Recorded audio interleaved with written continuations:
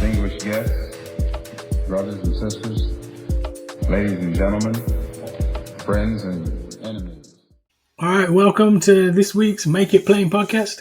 We have a great guest for you this week. It is Dr. CBS, Dr. Charisse Burden-Stelly, who's Associate Professor of African American Studies at Wayne State University.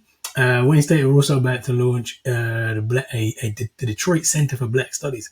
So a major initiative. They've got a lot of money from the Mellon Foundation in the States to kind of lead the discipline of Black Studies. So a lot of good work going on there. Dr. CBS has recently published Black Scare, Red Scare, a really excellent book that looks at essentially Black struggle in conversation with the Marxist struggle and some of the connections historically, etc. And, really is a reminder actually that for Marxism, a lot of the Marxists are Black folk, right? Claudia Jones, Otto Huesford, even if you think about taking Black Marxism further forward, like the Black Panther Party in the UK, people like Professor Stuart Hall. So yeah, excellent book, really good conversation with Dr. CBS, talked about work, organization, and things. So before the interview, as always, I do like to give a bit of what's been happening in the week, what's been going on. Obviously, I'm actually recording this before the UK general election, but I'm 100% certain that the Tories are gone. This is after the election, so yep, this is the day after. Goodbye, Rishi Sunak. Goodbye, Cruella Braverman and all them. Goodbye, the most diverse cabinet in British history, diverse government in British history, but also one of the most racist. The greatest ebony shining example that, that black faces in high places don't always mean anything good for us, right? So great to see the back of the Tories. However, we now have the age of Keir Starmer and the Labour Party, which has been so transformed by the Tories. It's basically the old Tory party. If anybody can tell me the difference between Keir Starmer's government and David Cameron, the previous. I don't know. There's been a lot of prime ministers since David Cameron. Please write in. Please do send me an email, post, tweet. I don't know, because they seem like the same thing. This Labour government is a perfect example of the liberal fox versus the snarling wolf, right? We just got rid of the wolf in the terrible Tory party, which is kind of a fox because they had a lot of black and brown faces confusing you. But now we've got the fox, someone who's smiling in your face, tell you everything's fine, and then will support genocide and won't fix any of the problems that face us, right? Ironically, in the US, we're about to have elections where we've had 4 years of the fox, right? Biden, my best friend's a segregationist. Biden, people forgetting that. Biden, mass incarceration. Biden, people forgetting that. Not really that much of a fox actually, just kind of a wolf. Then we were just so like we need something other than Trump that we kind of forgot. But we just had 4 years of the fox, and I mean, I don't want to say I'm a fortune teller, but if Trump isn't the president, it will be because Biden got replaced as the candidate for the Democrats, which given the last debate performance, maybe is actually going to happen. Yeah, maybe it's not a good idea to have somebody who's just too old to do the job in the seat. But anyway, we can talk about that another time. But I think the reminder for both of that is, we've just in the UK we've just switched from the wolf to the fox. In the US, it's going to be probably the fox to the wolf. Guess what? We end up in the doghouse either way. Just like Malcolm said, don't really make that much difference. As I said, I promised I was going to vote for Malcolm X. That's who I voted for yesterday. I'm saying yesterday like it was yesterday. For me, it's not yesterday. But if you listen to this on Friday, it would have been yesterday. I voted for Malcolm X, wrote Malcolm X in the box. And guess what? Cali Mahmood, Labour Party won my seat. Labour Party's won my seat for the last however many years. So, same old. Anyway, well, welcome to the age of passive undercover racism. It's back, Britain. We're back. You know what I'm saying? Oh, hooray! We can pretend we're not racist anymore. Anyway, wasn't what I actually wanted to talk about today. What I want to talk about today was, because we haven't done the pod for a bit, and there's been a rant that I've kind of been saving, kind of just keep holding in, because I couldn't have it at the time. And I preface this by saying, reminding everybody actually that what sparked this was there was a post that went around a few weeks ago, like an AI generated image on Insta, and it said Eyes on Gaza. I think it was Eyes on Gaza, right? And a reminder, I think it is important to remember we are literally watching a genocide unfold in front of us. And, it's been a while and things go on for a while. We start to forget about them. And this is certainly the example with Gaza, although students, for one, have certainly been pushing the issue and making sure that it stays on the agenda. But yeah, I think I just checked and 13,000 children have been killed by Israel since last October. And there's tens of thousands more people. And you look at it doesn't seem like it's going to stop, right? One of the features of settler colonialism is genocide. At some point it becomes a case where they just say, look, we just got to get rid of you. And the difference what we're seeing now is we can just see it, right? You got cameras, you got Twitter, you got, social media, etc., etc., etc. So we're watching it unfold in real time. And, it really is important to remember that, right? And we do have a tendency to just kind of become dull to things once they've been happening for a while. Once you've seen kids getting blown up for months, you just kind of go, kids are getting blown up, right? That is the unfortunate tendency when we're a bit too comfortable over here in the West. So that is a reminder. And as much as we can do to support, we have to do to support. But that really also wasn't the kind of focus of what I wanted to talk about today. Was what I wanted to get to was after you had that Eyes on Gaza post, another post went around saying Eyes on Congo, right?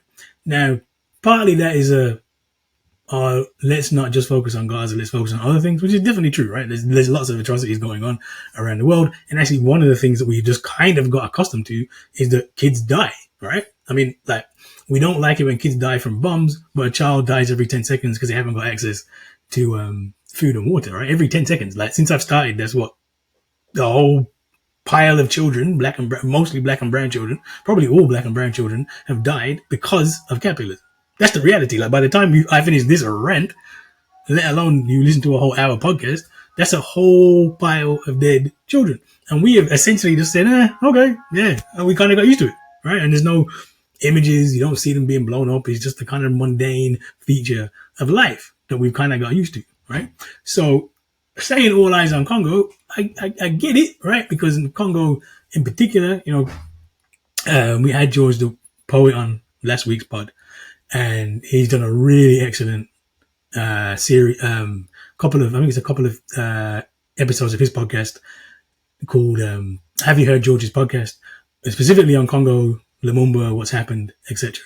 And Congo is horrendous. Congo is one of the poorest countries in the world. It's a perfect example of neo-colonial exploitation, or Malcolm calls benevolent colonialism, right? Where we, and I do say we because it's the West, right, steals the resources out from the Congo.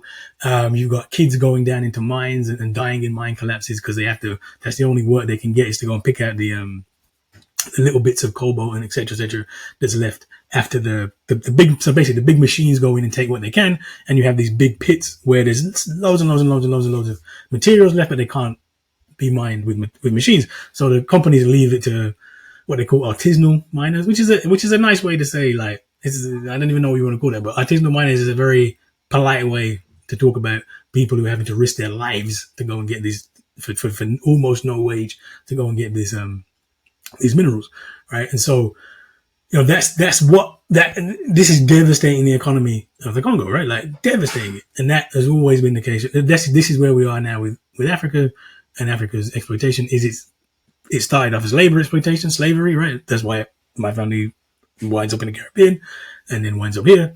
But now it's essentially resource extraction, right? Taking out the resources, impoverishing the country. And this is why Congo is poor. So you can't explain why Congo is so poor and why there's so many, and all the strife, the warfare, the civil turmoil. Congo's had a conflict since the 90s. More people have died in Congo's conflict than died in the Second World War. It's a huge problem. But again, we just kind of ignored it, right? We kind of got used to it. That's what happens in Africa, blah, blah, blah, blah, blah, right? Black lives don't matter. We know this. And so the all eyes on Congo thing is good. Look, we should have eyes on Congo. We should be thinking about Congo, right? We should be saying, actually, what's going on? But, and this is the big but. The big but here is, what are the resources that we're talking about? And what is it that's being taken, that these kids are, and people are being, these less than subsistence absolute poverty wages that people are getting in it. What are they getting? It's predominantly the stuff for batteries, right? Rechargeable batteries for things like mobile phones, right? Like your mobile phone, even this, I'm doing this on Riverside on a laptop over the internet. The minerals that we are talking about in Congo, which are killing people in Congo, are literally in everything that we are using to have this communication, right? You're on your phone. Your mobile phone is only possible. This thing here is the most perfect example of neo-colonial exploitation, right? It is not possible that we can have these kind of a computer in your hand without that resource extraction from the Congo. It would be so expensive. If you had to pay proper price for the minerals in Congo, you couldn't afford the phone to be 10 times expensive, right? So in a very real way, when you pick up your phone and look at it, your eyes are already on Congo. All eyes are already on Congo. So how are you going to have an AI generated image saying all eyes on Congo? Like this is somehow productive. You see what I mean? Like there is a paradox that we are stuck in, which is really, really, really hard to untangle, but it's absolutely essential that we do. Because we got confused where we think that we just say, oh yeah, look, I'm thinking about this thing, then that's enough. Or I'm going to put some post about this thing, then that's enough. I can feel better, right? So much of our supposed activism now is about feeling better. It's about vibes, right? I was at a conference the other day, and I was at a conference the other day, and the speaker was talking about vibes, right? About vibes, and this is about vibes, right? Like you feel good. You can post all eyes on Congo and you feel better. But you're part of the problem. Our phones are part of the problem. The way that we are part of the problem. I am part of the problem. My hands are just as bloody as the next white man's hands are when it comes to the deaths and the lives in the Congo. That's the reality. Ain't no point in pretending otherwise. The big problem that we have nowadays is that we're basically house Negroes, right? If you're in the West, like before, we weren't in the house, right? Before, we were here, but we weren't here. Right? You didn't have race relations legislation. I couldn't have the job that I have. We were very, very, very, very much not in the West. Sorry, we were in the West, but not of the West. What's happened because we had so much protest and mobilization is we're now in it. You, me, we are in a house Negro location. If you're born in the West, regardless of whether you're rich or not, you're doing much better than everybody else. Right? Those child that die every 10 seconds, they don't die in the West. Not even poor black communities. Maybe like parts of America are so bad they're like the third world, so maybe America is different. But the UK certainly not the case, right? And this is why people want to come here. This is why so many people are fleeing the African continent, fleeing other parts of the world to come into the West, because that's the divide, right? And so just like when Malcolm was warning the middle class people back in the day that you a house Negro and you need to understand you're a house Negro, we need to actually articulate from the field. It's the same today. Like, we need to be on the side of the field Negro. And the field Negro is those kids, those people in the Congo, in those mines. That's the field Negro. But you sitting there saying, oh, all eyes on Congo. Like, that's a house Negro thing to do. Believe me, that's not enough. That's not close to enough. That's not in the realm of being enough. It actually makes it worse because you're on the device, which is killing them in the first place. You know what I'm saying? And, like, So I know you're listening to this and probably thinking, oh, this isn't making me feel good. This is a bit uncomfortable. Yes, that's what we need, to be uncomfortable. Activism isn't about making you feel good, right? It's not. Like, it's partly about that. Like, we come together, we mobilize, we're going to do stuff. I don't want to tell you that's not possible. But the very first thing we have to do is understand our culpability, right? And we're in a very tricky situation in the West in that it is the very mechanisms of our individual privilege that are the same tools of our collective oppression, right? The very mechanisms that give me my individual privileges are the same tools, and I show you a tool right here, that are enforcing our collective oppression. This is a problem. It's a huge problem. So the first thing you have to do is acknowledge it. If we can't even acknowledge that, then we're not going to go nowhere. We're just going to keep doing the house Negro nonsense, all right? Now, I'm saying that. I'm saying we're culpable. I'm saying we've got blood on our hands. I am. But that isn't our fault, right? It's not your fault. You didn't choose where you're born. I didn't choose to be born here. I was born here, right? This is how it is. So what that means is we have to have a field Negro mentality, field Negro organization. And this is why we're trying to build a Harambee organization of Black Unity. And this is why we're having a convention on Malcolm's 100th birthday on the continent, in the Gambia, right? Because we're saying, look, we can't build a radical organization in the West because we are not the ones. We are not the ones. We're not catching hell in that same way. So when we're building an organization, we really, really, really are reaching out to grassroots African organizations as well. Grassroots Latin American organizations, grassroots organizations around the world. Because you have to have that from the beginning, right? What are our strategies? What are we building? How are we going to solve that problem in Congo? And that's not going to be solved with a social media campaign. I can promise you that. That's going to be solved by us building an alternative. That's going to be solved by us building an organization that can sustain us, right? That's the radical politics. That's always been the radical politics. And we need to understand that we can't just sit back here, tweeting, Instaing, chatting. That's it. That's not enough, right? It's not enough. We have to build alternatives, right? So, and if we're not going to build those alternatives, can we please stop talking? This is one of the things about black people that we seem to have misunderstood. Like, we like to complain, but we don't have any power. We don't have any power because we don't have any organization, which is why we're calling out to all black organizations, all people who want to be involved, all people want to have a voice and create something that is large enough, sustainable enough so that we can actually intervene in the world as black people in a radical sense, right? That's the mission. So don't technically know all eyes on Congo nonsense. Let's build something so we can actually fix, change, make the world a better place. And that's a long process, but we can do it if we actually start doing the right things rather than get stuck in our Negro complicity. Anyway, so like I said, I talked to Dr. CBS, had a conversation about radicalism, had a conversation about the Palestine protests on university campuses, talking about Marxism, radicalism, where are we going, where is hope. Again, check out Black Scare, Red Scare, also check out drcbs.com, check out our podcast, check out all the great work. Really happy to, really, really, really excited to share the conversation that I had with Dr. CBS. All right, so welcome. It's great to have you on the podcast. We had to reschedule because you were away, right? You were in California. Yeah.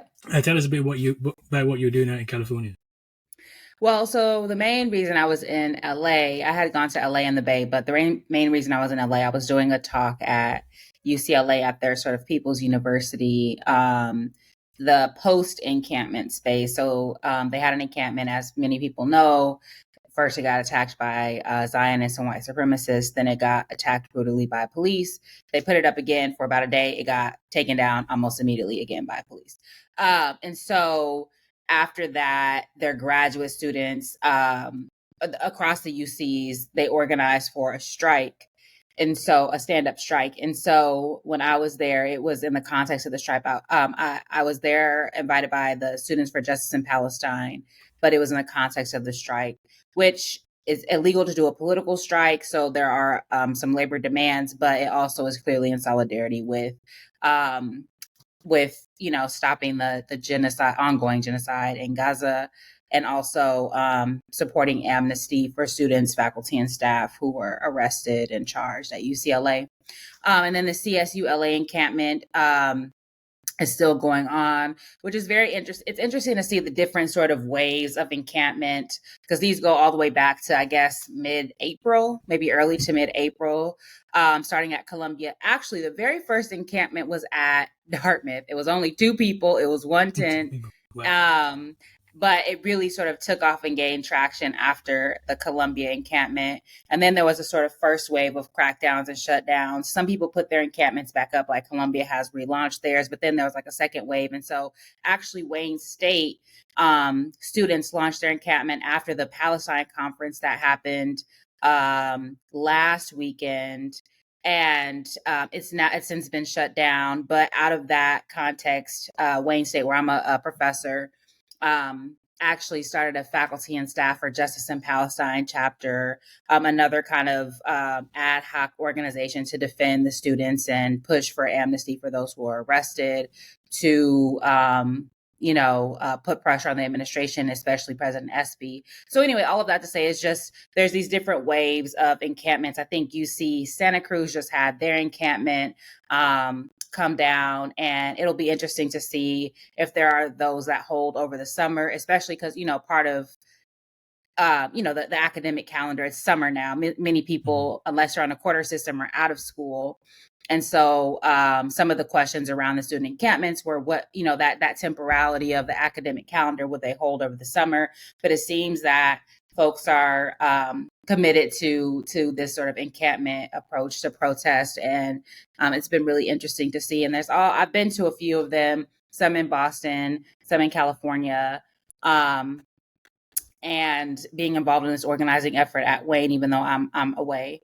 And there's a variety of approaches and sort of different tenors and tones to these encampments, but it's certainly it's been good to see students consciousness raised, and even faculty. Faculty are notorious. Well, in the U.S. Academy, academia is the intellectual arm of the state. It's a class reproductive organ. And so it's also interesting to see some faculty and staff come to consciousness, or at the very least, try to defend academic freedom in the ways that they can in the context of believing in like meritocracy or whatever. So, yeah, and then also I did a talk at the No Name has a book club, and they have their Hood Library is their headquarters, and so I also did a talk there as well, which was really interesting. I liked the way Michael Anderson facilitated that. He's an awesome student at UCLA actually, but also an organizer in his own right, and he actually set it up as kind of like a work study situation. So there was like some discussion questions and breakout sessions, which was really interesting. So yeah, that's why I was in LA. Okay. It sounds like fruitful. Sounds like it was really generative. Yeah, it was. Definitely. I mean, in the UK, the students have been protesting, and there's been some encampments. There's certainly less. It feels like in America, it really has caught the imagination of staff and, like you said, students. And staff. Usually the faculty usually get involved. That seems different to me, that there'll be so many faculty engaged. Yeah, and it's an interesting dynamic. So I think that in some encampments, faculty and staff are sort of partnerships. At a place like Wayne, the faculty are now, and I think other places too, the faculty are just kind of defending the students. And so some sort of physically put their bodies on the line between police and students. And then others now are organizing, again, for amnesty for students, but then also following the lead of students, which, has its pros and cons, with respect to, because on the one hand, it's like, yes, we don't want like administration to sort of sidestep students to try to negotiate with faculty at the same, and we want to honor students' demands, but at the same time, that faculty also are stakeholders. We have skin in the game. We are part of these institutions that are participating in and upholding, directly and indirectly support for Israel settler colonial violence. And so we also have to have our own demands. It can't just kind of like hide behind the students and displace it onto the students. So it's an interesting sort of dynamic to navigate. But it's there. It is a lot of encampments in the U.S., but it's comparatively small based on the number of universities and colleges that we have, and it's not the mass of the student body, right? It's like basically it's more than a hand. It's hundreds of students, but at institutions where there are thousands or tens of thousands of students, it's actually, it's just a kind of a fraction of what could be happening if all of the colleges and universities mobilize. So, yeah, that's true, I guess. And I guess in the UK we have a lot less universities. So, but I wonder, how long have you worked in higher education for? Well, I finished my PhD in 2016. Then I had a postdoc. So I guess I got my job in 2017. I was at Carleton College, a small liberal arts college. Okay. I was there for 5 years technically. But then I was on sabbatical for 2 years. Then I started at Wayne State, and I went on leave again for a year. Oh, wow. So I need to do this career. This has a it's something. But anyway, so I guess 7 years I've been on the tenure track. Yeah, the reason I asked is, have you seen a difference? Are the students, do you think, more political, the same amount political? Is this just a particular issue that's got them, or has something actually changed? Yeah. It's pretty hard to call because institutions are very different. Like Carleton is different than a place like Wayne State, which is different than University of Illinois, Urbana-Champaign, which is where I did my my postdoc. Now, what I think there's a cycle of roughly every 4 years, there's some sort of uprising. So 2020 was George Floyd. It's 2024, Palestine. when I was in school and I was a whippersnapper, we were organizing around this. I was an undergrad from 2000. God, this is a long time ago, 2005 to 2009. We're organizing around like the Gina 6, and there was a shock jock named Don Imus that had called Rutgers basketball players like nappy headed hoes. And so there was organizing around that. Yeah. And then there was like, Trayvon Martin, Freddie Gray. So that I think it seems like roughly every 4 years, when I was on my dissertation fellowship at Amherst College, there was the Amherst uprising that was in solidarity with, I think it was Mizzou students. So there was some, I can't quite remember the context, but I think it was racial justice as well as like a labor strike that was happening at Mizzou. There was an uprising then. So anyway, all that to say, roughly every 4 years, students get active, it seems to me. And it's about the same. Mm-hmm. It seems to me, maybe there are some sort of people who got radicalized and mobilized during 2020 who are bringing those skills to bear. But I think the demand structure, it's always a demand structure. There's there's some aspect of occupation, whether it's in the encampment form or taking a building. So it seems like this is a consistent thing. I think perhaps there might be more faculty and staff involved now, which might change the game a bit because it provides for, I think, maybe more institutional memory and a different engagement with the administration. So, but I certainly will say that consciousness around Palestine is completely different. And it, I think, has uniquely been the catalyst for sort of this round of student revolt. Yeah. Well, I mean, the context of mobilizations is important. It ties into your work, right? And your latest book, Black Scare, Red Scare, which I do want to get into. I really enjoyed it. Actually, I should have my copy with me, but I left it in the kitchen. So, because it was just sure I was reading it because I had it in the kitchen. But yeah, I guess does the work you've done in the book give a bit of context to the moment that we're in now? I think so, especially I think like the repression and the discourses around the repression. So something I do write about in the book is like the outside agitator discourse, which has been, I think, very prevalent at colleges and universities, about what is the impetus for these uprisings, right? And so part of what's being argued on these college campuses, which is parallel to what was argued about, outside agitators, is that there are these nefarious elements, these organized elements, anarchists, communists, whatever, coming onto these campuses and rallying up the students and turning these protests from sort of peaceful, benign things into dangerous threats to public safety. And this is the same type of discourse so I write about it in the context of outside agitators coming from the North, like these educated Black folks or these, educated communists coming from the North and rallying up the Blacks in the South and duping them into joining these radical organizations or these radical forms of organizing. But it's the same type of dynamic that there's some ulterior motive that subversive actors have, and they come and dupe or influence otherwise pliant or law-abiding groups. So whether it's Black folks on the one hand or students on the other hand, which then assumes that these are sort of empty vessels, that they don't understand their own material conditions, that the uprisings and protests in which they engage aren't a function of their own thoughts, analysis, and experiences. It has to come from elsewhere. And so that is one aspect, I think, from the book that relates to what's happening now. Also, there's a parallel between like the use of red baiting and the use of anti-Semitism as this mean of discrediting. So in the case of communists, if you call something communist or communist adjacent or fellow traveler, then it automatically negates it, right? It's the same as calling something or someone like a nigger lover. This is a parallel I make in the book, that if you call something that, just by virtue, Du Bois called these witch words, right?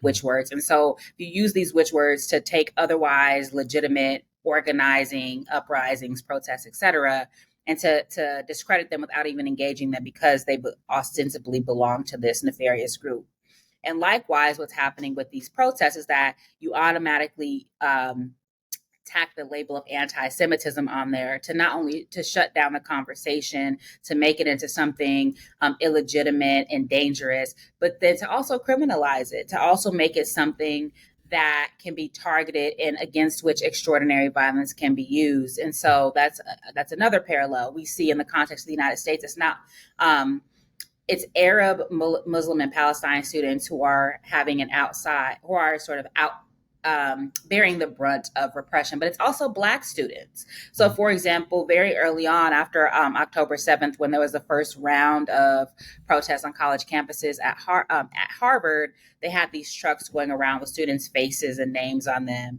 And it was 100% Black and brown students. Not a few of the students who had their law school or law firm positions rescinded were Black students, right? And so there is a way that the Black scare, as it were, is still operating. We also heard discourse about, imagine if Black Lives Matter did what Hamas did, or that's something that we need to be concerned about, right? So there's this sort of this Black scare that's always under the surface of any uprising, that the real problem is the Blacks, right? Yeah. And so those are just some of the themes I think from my book that resonate with the present. And also some of the students at encampments were actually reading reading parts of the book, which I found to be, I think it's great, right? So giving a sort of a broader history and context to the forms of state and institutional repression that many of them are experiencing for the first time. Yeah, no, certainly. I mean, it seems like the mechanisms of repression, repression, I guess both. Yeah, both. Very much come from how do you suppress Black people, and particularly with the armed police. I mean, in the UK, Europe, police don't really have guns, so the idea of armed police coming onto campus to remove students, it's something completely foreign, really, to us. But it just seems kind of commonplace in the US. Yeah, and so we're also seeing a sort of convergence of the cops off campus, which is and the kind of abolitionist movements which have been ongoing for years and years now, with the sort of resurgence of Palestine liberation organizing, not least because of the armed Gestapo police, these occupying forces coming onto campus and beating students, right? And beating faculty and beating staff. And it's very interesting because there are people who really believe in the state pedagogy. They believe that police are good and there's a few bad actors. They believe that institutions are meritocratic and otherwise just and egalitarian institutions, or are trying to be such. And I think that these uprisings have shown them your class position will not absolve you, right? If you participate in any way or support those who are participating in any way, challenging institutional policy, you automatically become an enemy. You get enfolded into this enemy discourse and you will be brutalized like everybody else. So, your credentials are not going to stop you from being thrown to the ground and arrested. And so for some people that will cause them to retreat back into their corners. And for others, it will cause them to join faculty and staff for Justice in Palestine, or to at least sort of, take another look at whether or not, these police forces and these private security forces. Although I could be wrong, but I don't believe the predominantly white Occupy movement got brutalized in quite the same way that George Floyd protesters did, that Ferguson protesters did, that these pro-Palestine protesters are getting brutalized. So that's just something. So for people that think that, in the U.S., all we care about is race, which, the race thing is, it's a big thing here, but it's also true, right? That's just, that's another example. So. No, Occupy never had, unless I missed it, but I don't remember there being the same kind of repression. But again, not surprising. I didn't know that that's where campus police came from. Yeah. And actually, when you think about it, campus police are really, again, this is something we wouldn't have. I just don't. We have in our university, we now have a police patrol.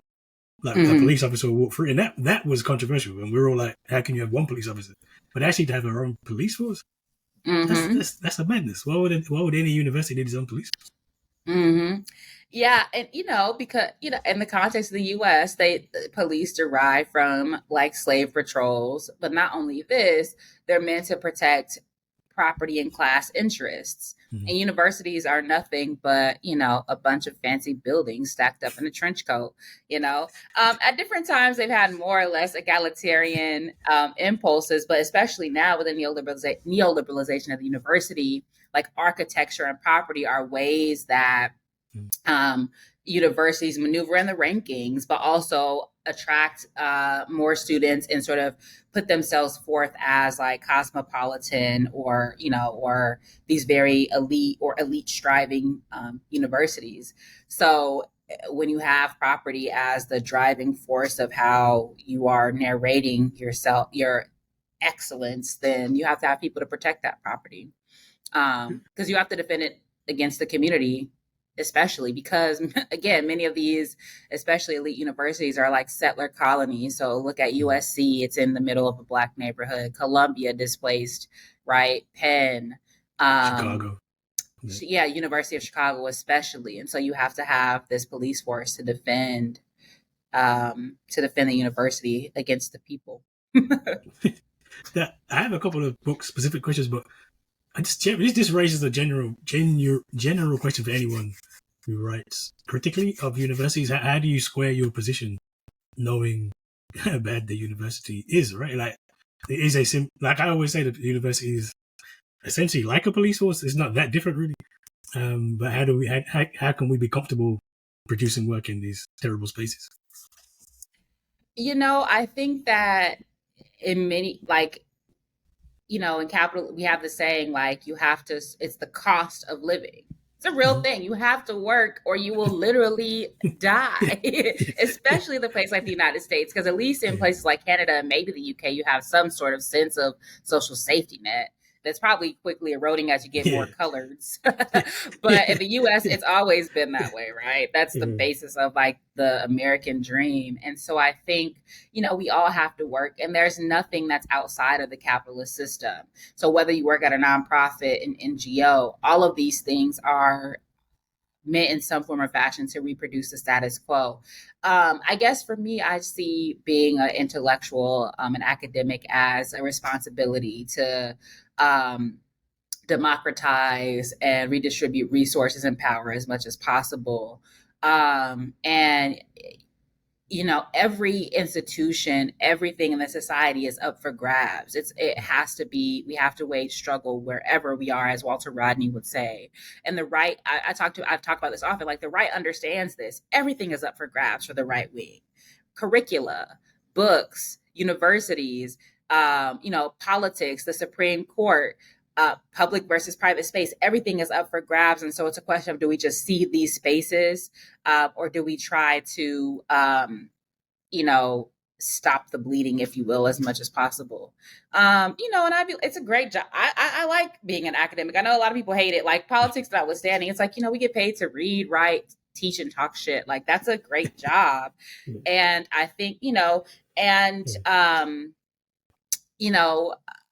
I think that I do think we have a responsibility and a historical task as knowledge workers to do work that matters to people who don't necessarily have, because of the way the capitalist system is set up, they don't have the relative access, leisure, and privilege to think and to really try to figure out what's happening. And so I guess that's sort of how we square the circle. And then not being a coward, right? And so there's so much discourse now, and all of these moments of upheaval of tenured versus not tenured, and waiting till I get tenure to say something because you can get fired. And it's like, if your courage is a muscle, if you're a coward now, you're going to be a coward when you get tenure, because it's going to be like, wait till I get full professor, or wait till this, or I get this grant. And so it's also like understanding that people in Gaza, for example, they can't opt out.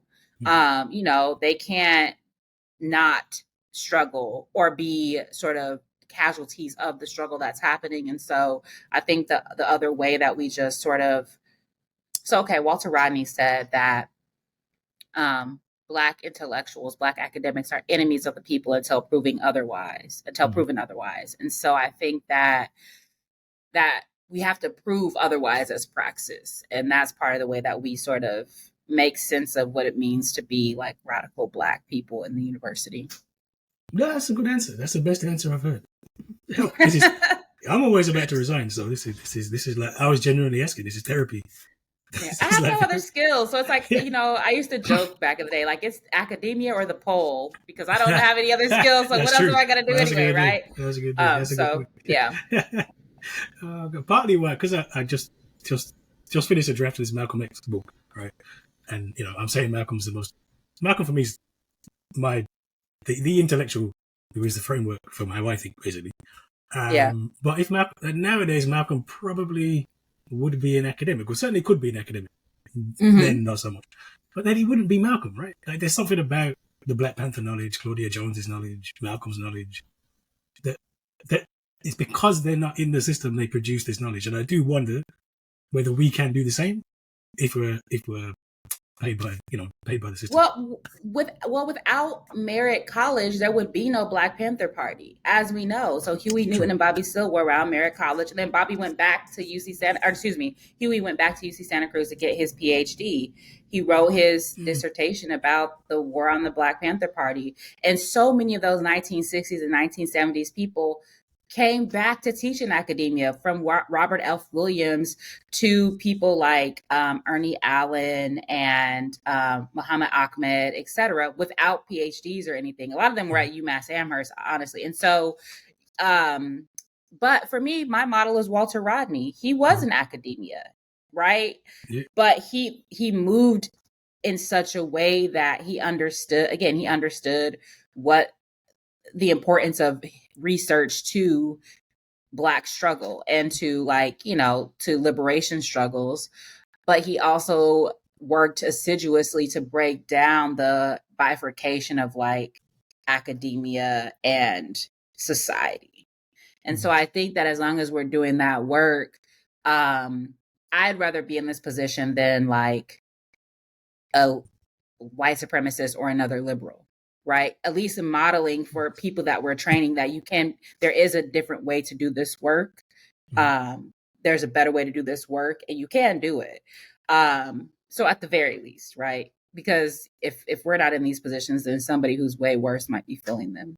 Okay. But it's also like, the final thing I'll say, and I know I'm on my soapbox, but it's like, I also believe my own analysis. When I say that these are white supremacist, anti-radical, patriarchal, et cetera, spaces, like I'm not crushed when I come up against those structures, because I know what it is. I believe what I say. I think that so many people write about these very dynamics, but they think somehow that their class or their status will exempt them from these structures. And so when they face all of the manifold things that they write about or that they claim to know about, they're destabilized by it. And so I think that for me, believing my own analysis also helps me to sort of navigate this space. And I know it can go pear-shaped at any time. So, That is true. It just surprises me. People are surprised something racist happened in a university. What do you expect? Like, this is... But, yeah, it took me a while to even get it, really. Like, even though I get it, when it happens, you still feel like, But you're right. You're right. This is good. This is. I'm going to delete my resignation letter now. I'll stay for a bit longer. Yeah, I mean, what else are you gonna do? That is true. What else would I do? Yeah, I'll just be broke. So yeah.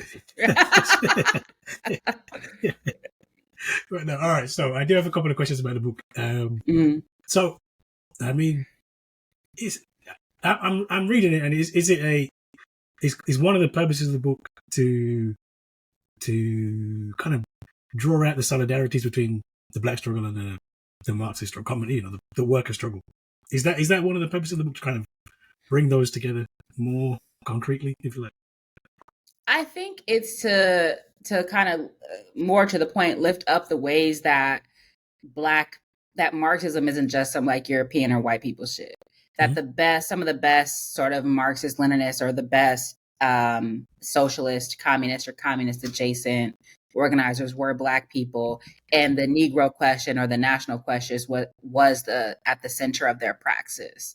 And then likewise, the communists who cared about the national question, the Negro question, Black self-determination, that was some of the best work that was being done. And that's why that work was so dangerous. And that's why these people became like anathema to the US state. And so in that way, it is a sort of, so I write in the epilogue, this is a history of the president. So part of it is a sort of warning to people who are organizing now. There's all kind of anti-communism. There's left-wing anti-communism, and then there's the typical liberal and conservative anti-communism. But it's like, if you care about Black liberation, you don't have to be a communist, but you cannot be an anti-communist because they're so bound. Anti-communism, anti-Black racial oppression are so bound up in the United States and through U.S. imperialism that you are hoisting yourself on your own petard if you think that some type of, using anti-communism to try to stave off anti-Black racial oppression is going to work. And so I give an example of like Cold War liberalism attempting to do that, and it doesn't work, right? Then you get this anemic civil rights where we're all still poor, basically, right? We are resegregated. All of the gains are wholly reversible because you lopped off some of the most able and effective organizers, which are people who are, communist or anti-capitalist in some capacity. So, yeah. Is that still present, you think, or has it died down? Kind of the anti-communism in Black movements. It's still there. I think it's still there. It's so ingrained, and I think it's codified through like the liberalism, because the corollary to like the Red Scare and the Black Scare is like true Americanism. So there's a way that folks take up even the the Black folks that are taking up like Zionism. That's just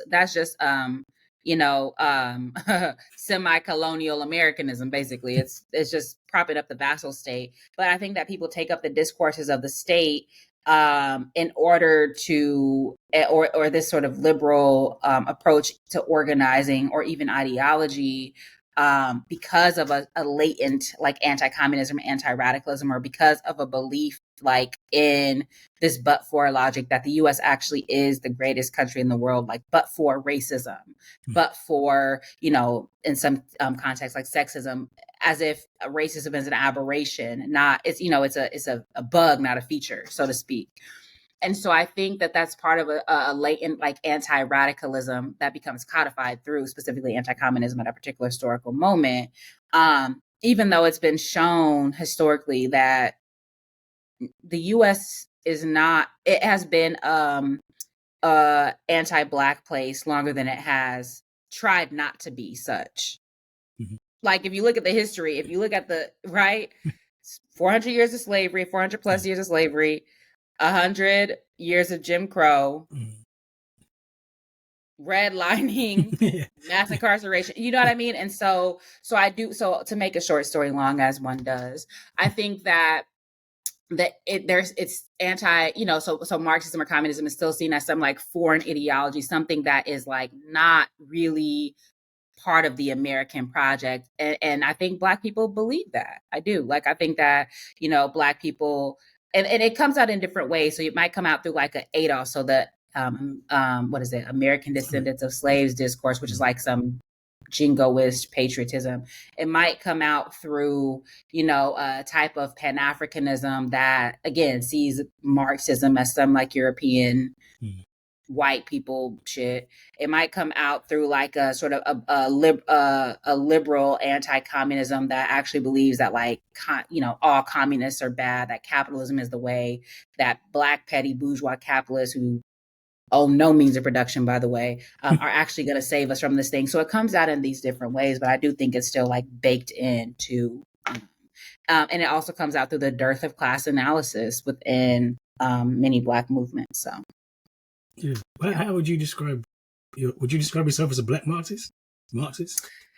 I would describe myself as a Rodneyist. A Rodneyist, okay. Yeah. I'm intrigued. Why not a Black Marxist? Because I think a Rodneyist is just more accurate. It's a Marxist-Leninist. It's a Marxist-Leninist, but my locus of enunciation is the Black world. Because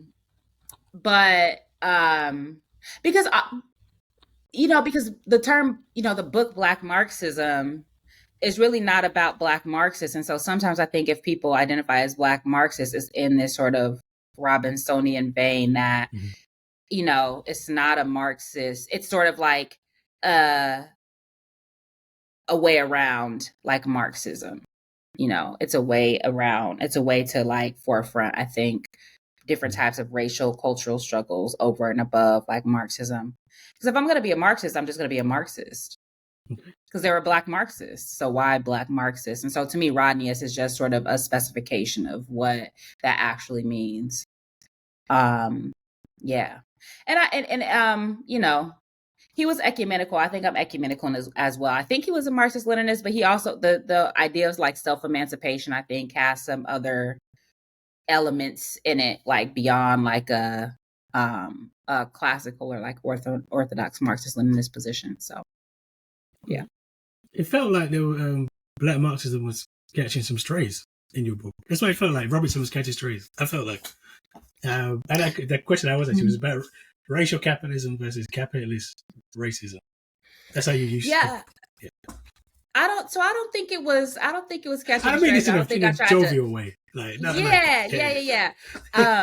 Well, so what I think it was, I wanted to avoid having to go through this whole debate about the veracity of Cedric Robinson's political philosophical argument that he's making about, and I don't share his perspective on Marxism and, you know, the racialism codified in Marxism being an impediment to it as like a liberatory discourse or a liberatory strategy.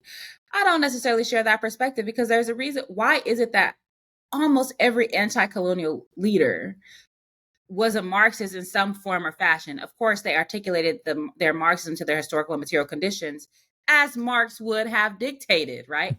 As Marx would have said, yes, this is precisely what it means to have a science of history, right? So if you, from Cabral to Nkrumah, especially after the coup, to Thomas Sankara, Maurice Bishop, right? And then, you know, so the women who weren't heads of state, but certainly were integral. So somebody like Shirley Graham Du Bois. Why is it that they all understood some aspect of Marxism, Leninism, or Maoism?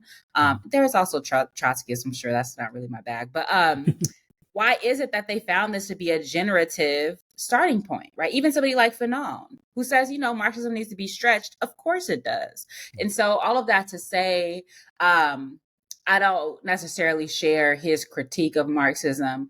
And basically what I say is, like, I use the term capitalist racism because I'm really focused on political economy and the discursive frameworks that emanate therefrom. I don't know that political economy is Cedric. I know that actually it's not really his project, especially if you read Josh Meyer's book about Cedric Robinson. He's thinking about ordering and epistemology, and in some ways, like, you know, the meta, you know, the metaphysical like order of things. And that's not my project, but it's certainly a conversation, which is why I talk about, you know, so it's capitalist racism. It's not trying to jettison that term, but to just to forefront my pivot toward political economy. Okay. No, that makes sense. In terms of your influences, so in the book, some of the historical influences come through. Are there contemporary thinkers who are influencing your work? This is actually a question. I'll give a shout out to Erica Brand, who does the podcast Brokish. I was talking to her and I said, I'm having Dr. CBS on, and she said, ask her this. So this is the question I'm going to ask you. Who's your contemporary intellectual influences? Gerald Horne is the main one. I must say, I don't love a lot of new work. I'm not gonna, and it's not because people do all sorts of magnificent things, but I wrote my dissertation about why there are not very many political economists in Black studies. And those are the people that I think was, so I find myself having to turn to like a lot of historical subjects, right? But Gerald Horne, absolutely. My dissertation advisor, Percy Henson, of course, like who put me on to like political economy, especially like the plantation school and like the Caribbean genealogy. Who else? Contemporary influences. I like Joy James. I think I like the way that Joy James does her work. Like, I like the way that how she models how to do the scholarship. Who else? Then I have some lateral peers that I respect because we all sort of, are reading each other's work. So like J.T. Rohn, Sadan Isar, somebody that I cite,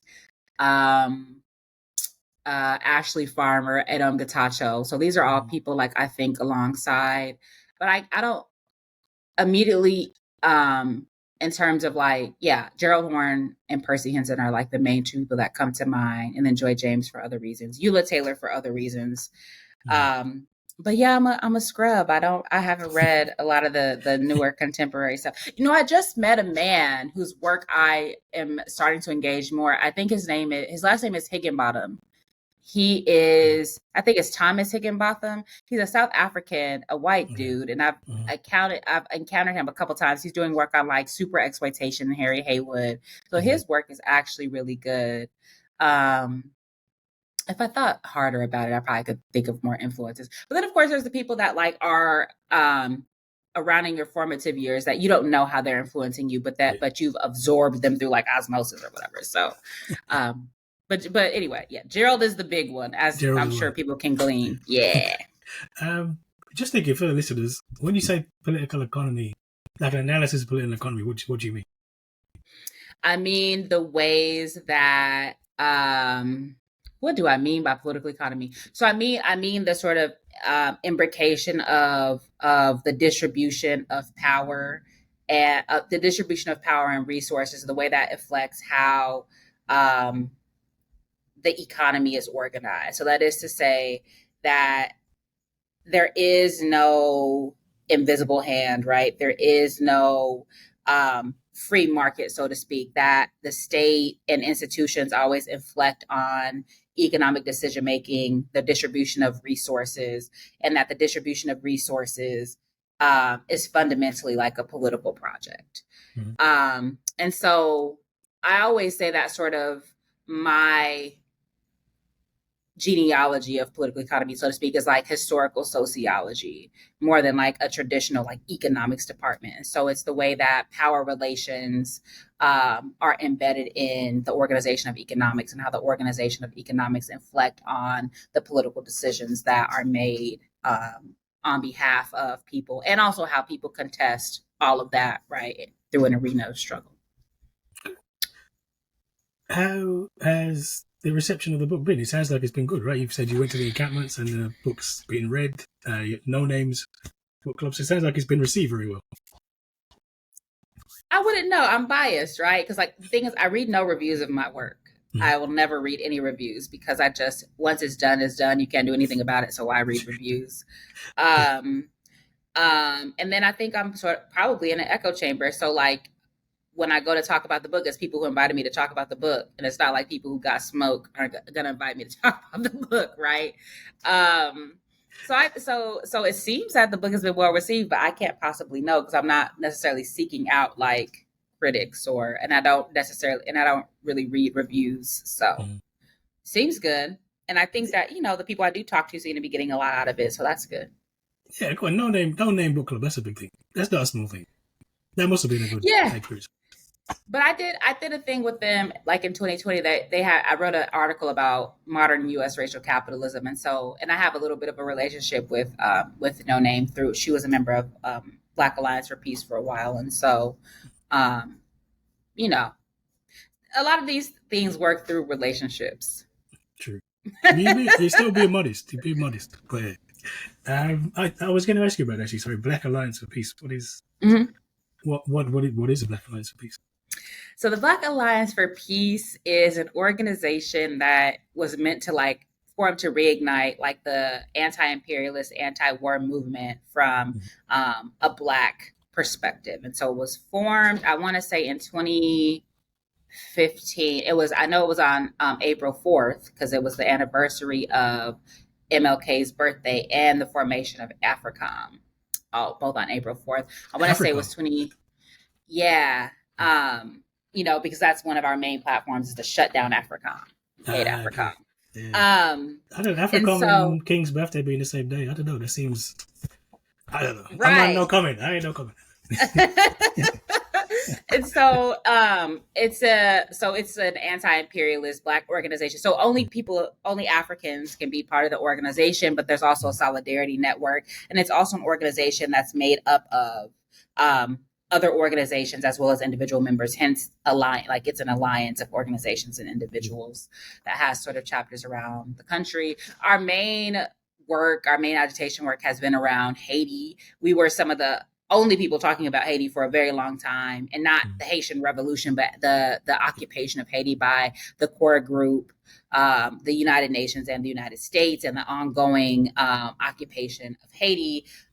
We did agitation work around Nicaragua, raising awareness about what's happening in Colombia, as well as Africa, like shutting down AFRICOM and the connections between sort of U.S. imperialism and the 1033 program and the militarization of the police here. That's a lot of our work. Our chapter in Atlanta in particular is doing a lot of work. Atlanta and Baltimore are doing a lot of work around Stop Cop City and making those connections between, or lifting up the connections between like Israeli and U.S. Co-training of police and how that's affected, the targeting of not only Palestinians in Palestine, but also racialized communities here. So it's an excellent organization. We have chapters throughout the nation, and we especially do a lot of good, I think, in the battle of ideas. We do a lot of good propaganda work, a lot of good political education and consciousness raising work in particular. Yeah, no, it says one of the things we're doing, so Make It Plain is part of the Harambee Organization of Black Unity, and we want to have, we're calling it on the website, we're going to call it the Black United Front, taken from Malcolm, where we just essentially get a global directory of Black-led organizations. So we just know where they are, right? Like, so please do, if you want to send any info, we'll just put it on the website. It's all free. So we can signal boost the work that people are doing. Yeah, I'll send that. And then Community Movement Builders is another organization that I'm involved in, which does a lot of work around building dual power, as well as so some cooperative stuff, as well as kind of grassroots organizing. And they're doing a lot of work around Stop Cop City, especially in Atlanta, because Atlanta is sort of this flagship chapter. They're doing a lot of work around that and really have been pushing the work around getting like a referendum on the ballot and, doing a lot of the on the ground agitational work. So Community Movement Builders is another great organization here in the U.S. Okay. It does actually lead me to a question of in terms of fighting back, you've got a big election coming up. Well, I guess it's a big election coming up. As a radical, what is the role of electoral politics? And it could be national level, local. It doesn't have to be. It can be local level, not state level, and national level. Again, everything is up for grabs, and so I do think that local politics are obviously a lot, I think, more consequential for people than the national elections are, that people have more control over the outcomes of local elections. But electoral politics are important to the extent that is where judges are appointed. And so we're seeing the fruits of a lot of the right wing work with respect to like federal judges in the Supreme Court. Registering people to vote can be also an important means of just knocking on doors and showing people how to organize. I think electoralism is also, it can't be the main focus, or politics can't be reduced to electoralism, especially here in the United States, because our system, it's like one party with two factions. It's like wholly duopoly. Third parties do not stand any chance whatsoever. And then we have the Electoral College, which is another mechanism to really undermine popular or mass will. So it's, it's all bought off by super PACs and corporations. And it's just, it's a hot mess. But I think that it's important for, again, everything is up for grabs, if only to dispel the idea that electoralism is the way to liberation. So we can say it, but some people, we have to sort of convey that too. We have to show it. And so for some people, they need to go through like that extra step. And I guess it's an important election, but it's really sticks in one hand, half a dozen in the other. I mean, I'm sure the hardcore Democrats and vote blue no matter who will think differently about it. But for those of us who are anti-imperialist, I think that we're seeing it in real time. And so people are like, Trump is going to do all these things, many of which are already happening, actually. Which is just such a cognitive dissonance. This is why liberalism is such a unserious and jejune political position in the United States. It makes people very myopic and kind of yeah. Anyway, so there's an election coming up, and I know that there's a lot of trepidation about it because dictatorship and blah blah blah. But I will say, if we just take the border issue, people were really mobilizing about quote unquote kids in cages when Trump was president. The border is far more militarized now. Deportation is happening at a level of intensity that was not seen during the Trump administration, and we haven't seen any organizing around that. And so there's something to be said about the mollifying effect of like an Obama or a Biden, who is a corpse. I saw something on Twitter that was like, this election is between like a felon, a corpse, and somebody with brain rot who is, I think, the Kennedy man. It's like, what a selection, The Kennedy man. Yeah. So anyway, so it's a hot ass mess, and I don't know that it's all that much better in the UK, but at least there's some. You guys have that consociational thing. What is it? The not Manchester. What is that? What is your model called of politics, where you have like several parties and then they each get like a slice of parliament or whatever? Oh, yeah. So I don't know what they call it, but they in theory have seats, but they don't. It's two parties. In theory, we have more parties, but it's two parties, and they're the same. Yeah, like really the same. They're not different at all. So yeah, okay. So same thing. It's very similar. Very similar too. Actually, Spa was speaking to it was a Dominican taxi driver who told me Westminster. It's the Westminster model. That's what it's called. Yeah, there's in theory more than one party, but there really isn't. There's just one, and they shout at each other a lot. So we have an election. You said you were talking to a taxi driver, Dominican taxi driver, and he was explaining to me how he was going to vote for Trump because Biden was too old. I couldn't really say anything. I was like, yeah, Biden really is too old. Like, what do you say to that? Trump is like 78. Biden is like 81. He's a spring chicken in comparison. He seems older. Biden just seems. Yeah, the gerontocracy is embarrassing, for sure. It is a shame you don't have any younger people. There are, but they just get, they get beaten out. It's just the machine politics is crazy. So, Yeah. The last question I was going to ask, but that Trump thing, the Trump thing is interesting because, I mean, in some ways it's better to have Trump because at least people fight back. Like, people start. I think it's all bad.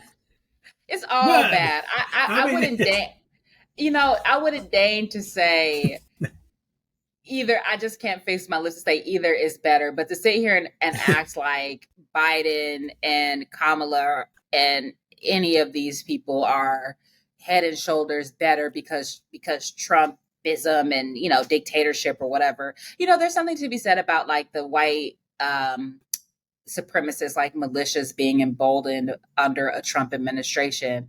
But to be quite frank, they're going to be emboldened because of this process. Trump is being prosecuted in these various ways, and because these people truly believe that the election was already stolen, and if Biden wins in any way, the election will be stolen again. Those militias will be galvanized under a Biden win, and probably more so under a Biden win. So I just, I just think that we're at such a state that,